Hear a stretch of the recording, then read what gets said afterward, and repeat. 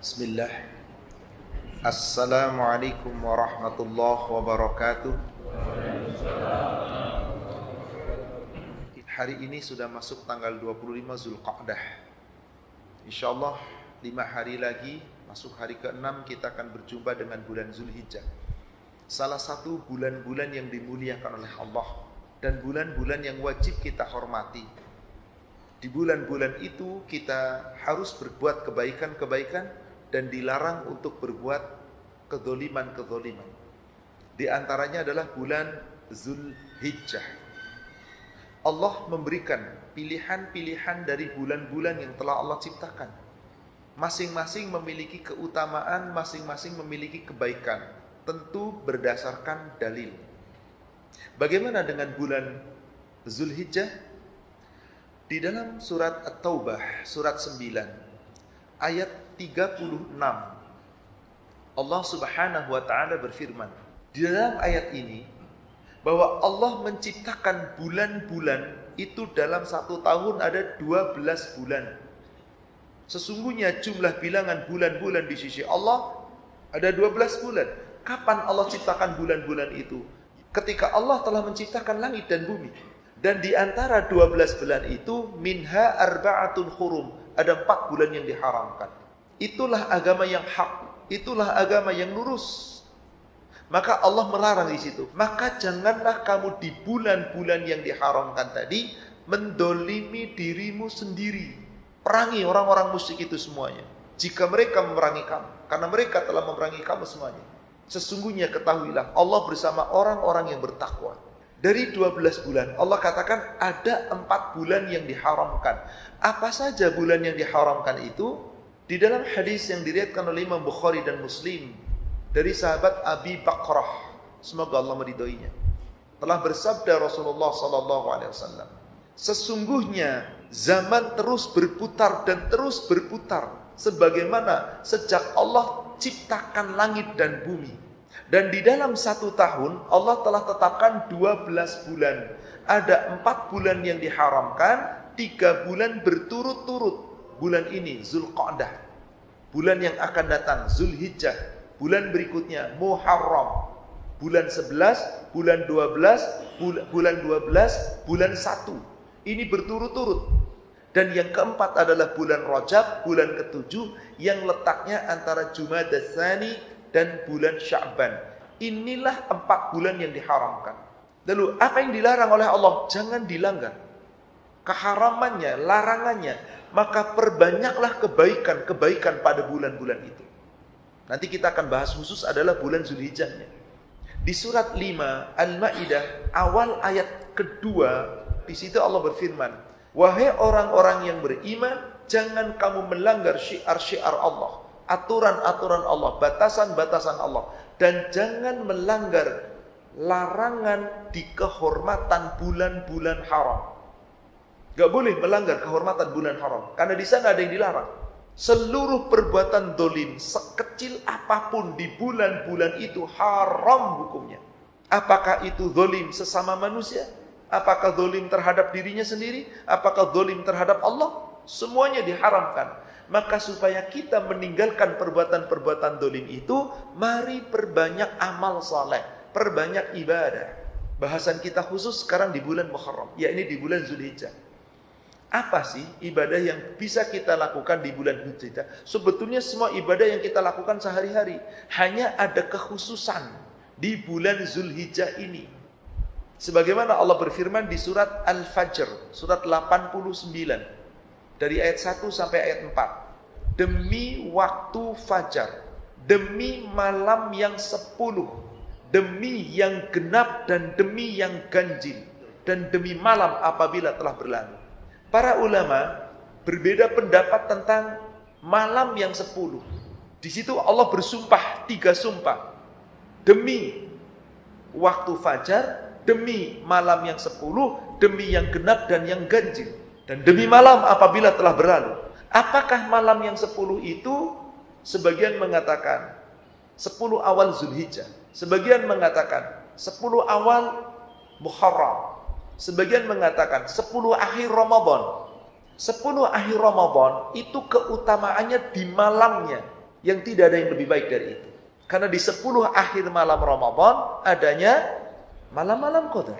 Maka ini tidak ada yang bisa mengalahkan. Maka yang dimaksud di situ ada sumpah di ayat yang ketiga. Demi yang genap, demi yang ganjil. Apa itu yang genap dan apa itu yang ganjil? Yang genap itu adalah hari Nahr tanggal 10. Yang ganjil adalah hari Arafah tanggal 9. Itulah puncaknya orang berhaji. Tanggal 9 sedang wukuf di Arafah. Tanggal 10 menyelesaikan rangkaian ibadah haji dengan melontar jumrah Aqabah yang disempurnakan dengan sembelih lalu tahallul. Maka ada keutamaan di sana. Maka dari keterangan-keterangan ini yang paling rajih adalah yang disebut 10 itu adalah 10 hari pertama bulan Zulhijjah. Sebagaimana sebuah hadis yang diriwayatkan oleh Imam Ahmad, An-Nasai dan Imam Hakim dari sahabat Jabir bin Abdullah, semoga Allah meridhoinya. Dia berkata, yang dimaksud hari 10 adalah 10 Adha, yaitu tanggal 10 hari Nahar, hari sembelihan. Tanggal 10 disebut apa? Hari Nahar. Selain Nahar namanya apa? Adha, sembelihan. Maka hari tanggal 10 itu disebut Aidul Adha, hari raya menyembelih. Jadi itu yang dimaksud yang ke-10. Adapun yang ganjil adalah hari Arafah, dan yang dimaksud dengan hari yang asy-syaf'ah, yakni hari yang genap adalah hari yang 10. Saudara kalian yang semoga dirahmati Allah, sebulan 10 ini adalah 10 di bulan Idul Adha, yakni di bulan Zulhijjah. Maka di bulan Zulhijjah itu memiliki keutamaan-keutamaan yang tidak dimiliki di bulan lain. Bulan Ramadan punya keutamaan, bulan Syawal punya keutamaan, Muharram punya keutamaan, Zulhijjah punya keutamaan. Apa itu keutamanya Zulhijjah? Pertama, disempurnakannya agama adanya di bulan itu. Ketika Allah turunkan ayat terakhir di surat 5 ayat ketiga di bagian akhir. Dengan turunnya ayat ini, Islam sempurna. Yang namanya sempurna, jangan ditambah, jangan dikurang. Terima apa adanya dari Allah. Sempurna. Jangan nambah-nambahin. Maka kata Rasulullah, kalau nambah-nambahin, bid'ah. Kalau ngurang-ngurangin, zalim. Sempurna. Allah telah sempurnakan. Itulah salah satu keutamaan bulan Zulhijjah. Kedua, bulan muktamarnya umat Islam sedunia. Di mana umat Islam sedunia berkumpul, Pak? Di Arafah, di padang Arafah. Hari genap, hari ke-9, hari ganjil. Berkumpul semuanya mengharapkan ridha Allah, menyempurnakan ibadah hajinya. Maka Rasul katakan, Al-Hajju Arafah. Puncaknya haji itu adalah Arafah. Malah salah satu rukun ibadah haji yang gak boleh ditinggalkan, wukuf di Arafah. Orang-orang yang berhaji ketika sakit sekalipun dibawa Pak pakai ambulan. Karena wajib di sana. Meskipun tidak sampai selesai. Yang jelas sejak waktu duhur ada waktu dia untuk wukuf di Arafah. Yang tidak hadir ke Arafah tidak sah. Karena meninggalkan rukun haji. Hari muktamarnya umat Islam sedunia berkumpul di sana. Yang ketiga keutamanya adalah di hari-hari itu paling banyak darah-darah binatang disembelih. Paling banyak, nggak ada yang lebih banyak dari itu, Pak. Kalau jamaah hajinya 1 juta, kalau itu diukur dengan kambing, berapa kambing yang disembelih? 1 juta. Kalau ada unta, ya unta berserikat 7. Itu dari kewajiban orang berhaji membawa hewan kurban. Bagi yang kiron dan ifrat wajib membawa hewan kurban dari tanah airnya. Bagi yang tamattu beli di sana. Famastaisara minal hadi, menyembelih hewan kurban yang mudah didapat olehnya di sana. Berarti kapan hari sembelihan paling banyak? Hari-hari biasa banyak orang nyembelih. Iya, banyak. Paling apa? Ayam tiap hari ada ribuan disembelih. Tapi kambing tidak mungkin. Kapan seseorang menyembelih itu paling banyak? Di hari Nahar, di bulan Zulhijjah sampai hari-hari tasyrik. Tiap orang berkurban, bukan cuma yang di tanah suci. Di tanah air berkurban. Mungkin di Indonesia sudah gak terhitung berapa juta, Pak. Artinya apa? Ditumpahkannya darah-darah binatang kurban di situ paling banyak. Dan di antaranya pula bulan Zulhijjah adalah bulan paling banyak manusia berzikir serentak. Maka kenapa Allah perintahkan kita nyembelih kurban di antaranya? Surat 22 ayat ke-28. Kenapa kita diperintahkan untuk menyembelih kurban? Kenapa kita diperintahkan untuk menyebut nama Allah, menyaksikan beberapa manfaat agar kita banyak-banyak berzikir, menyebut nama Allah di hari-hari yang telah ditentukan. Inilah ketetapan Allah. Atas apa? Ala ma razaqahum min bahimatil an'am. Atas binatang ternak yang Allah rizkikan kepadamu. Coba bapak-bapak ibu-ibu, kalau nggak ada binatang ternak, kita nggak bisa makan daging, kita nggak bisa minum susu, kita nggak bisa mengambil manfaat dari kulitnya, dari yang lainnya. Dengan adanya binatang ternak, manfaat begitu banyak. Maka Allah perintahkan supaya Anda wayadhkurusmallah, berzikir kepada Allah. Bukankah paling banyak orang berzikir di bulan itu serentak? Coba Pak, orang berhaji sejak dia sampai di miqat, kemudian berniat labbaik Allahumma umratan, atau yang labbaik Allahumma hajjan wa umratan, atau labbaik Allahumma hajjan, tergantung niat hajinya. Sejak saat itu terus sampai 10 nahar sembelihan, apa yang dibaca? Tasbih, tahmid, tahlil, takbir, terus talbiyah berulang-ulang, dan itu menggema Pak. Berapa juta manusia saat itu? Berapa juta orang yang berhaji? Maka dengan keutamaan-keutamaan ini, kita umat Islam sebaiknya mengikuti keutamaan itu meskipun tidak berada di tanah suci. Apa keutamaan yang paling utama di bulan-bulan Zulhijjah? Wabil khusus di 10 awal bulan Zulhijjah. Pertama, perbanyak kita zikr, berzikir. Allah perintahkan kita zikran katsira. Sebanyak-banyaknya kita berzikir. Panjang kita berzikir, Allah selalu menyaungi kita. Allah terus memuji-muji kita. Tidak ada satu amal dari suatu amal yang amal itu bisa menyebabkan seseorang terjauh dari azabnya Allah. Min zikrillah. Amal itu adalah zikr kepada Allah. Ada beberapa zikir-zikir pilihan yang Rasul pilihkan. Di antaranya dalam riwayat Imam Bukhari dari Abu Hurairah, ada 2 kalimat yang sangat dicintai Allah yang Maha Pengasih.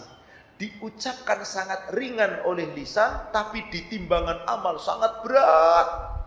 Pahalanya sangat berat. Apa itu? Kalimat sederhana yang sering kita ucapkan. Tasbih dan tahmid. Subhanallah wa bihamdi. Dan ta'zim.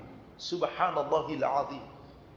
Menyucikan Allah, memuji nama Allah, mengagungkan nama Allah. Dan bahkan sebagian ulama mengatakan bolehnya bertakbir dari tanggal 1 Zulhijjah. Kalau di Idul Fitri, takbir kita disunahkan kapan Pak? Setelah selesai sholat subuh, Bapak mau keluar menuju ke tanah lapang, zikir di situ, takbir sebanyak-banyaknya sampai di tanah lapang, sampai nanti imam mau naik mengimami sholat, berhenti zikir. Kalau Idul Adha, sekurang-kurangnya begitu masuk Arafah, berzikirlah. Terus sampai hari nahar selesai. Terus sampai tasyrik. Tanggal 13 Zulhijjah, ba'da asar, menjelang maghrib, stop. Berarti berapa lama? 10 hari ditambah 3. Sebagian ulama mengatakan, zikir yang takbir itu disunahkannya dari Arafah. Jadi kalau pas hari Arafah, ini tanggal 8 Zulhijjah, orang-orang mabit ke Mina. Begitu terbenam matahari, berarti tanggal 9 Zulhijjah. Itulah hari Arafah. Perbanyak zikir. Apa zikirnya? Zikir dengan takbir. Allahu Akbar, Allahu Akbar. La ilaha illallah, wallahu Akbar. Allahu Akbar, walillahil hamd. Terus berbanyak, boleh. Ada yang mengatakan boleh dari tanggal 1 Zulhijjah, ada yang mengatakan cukup dari hari Arafah. Tanggal 9. Wallahu a'lam, yang jelas supaya tidak ada perselisihan, mulailah dari hari Arafah. Seterusnya sampai hari Tasyrik. Perbanyak kita takbir. Minimal zikir kita setelah sholat, baca itu. Dan kapan itu? Setelah kita menyembelih. Itu lebih utama lagi, terus-terus. Masuk hari nahar. Sebagaimana Allah firmankan di surat Al-Hajj. surat 22 ayat yang ke-37. Yang diterima oleh Allah dari kurban kita, apa kata Allah? Bukan daging-daging kurbannya, bukan binatang-binatang kurbannya, bukan darah-darahnya. Mohon maaf Bapak Ibu, dulu ketika kita masih kecil, kata guru-guru kita gimana? Kalau kurban, pilih yang rambutnya tebel. Kenapa? Tiap satu rambut dihitung pahala. Mendingan mana Pak? Korban domba atau domba, jangan kambing. Kalau kambing Jawa juga sedikit. Kalau domba kan bulunya banyak banget. Mana? Mendingan mana? Dengan sapi yang gede. Apalagi sapi limosin, bulunya sedikit banget Pak. Hampir gak kelihatan bulunya kan? Kalau domba, ayo bagusan mana? Domba atau sapi?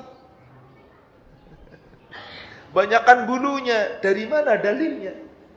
Bulunya dihitung satu bulu, darahnya mengalir, maka bersamanya dengan pahala. Itu kata Allah surat 22 ayat 37.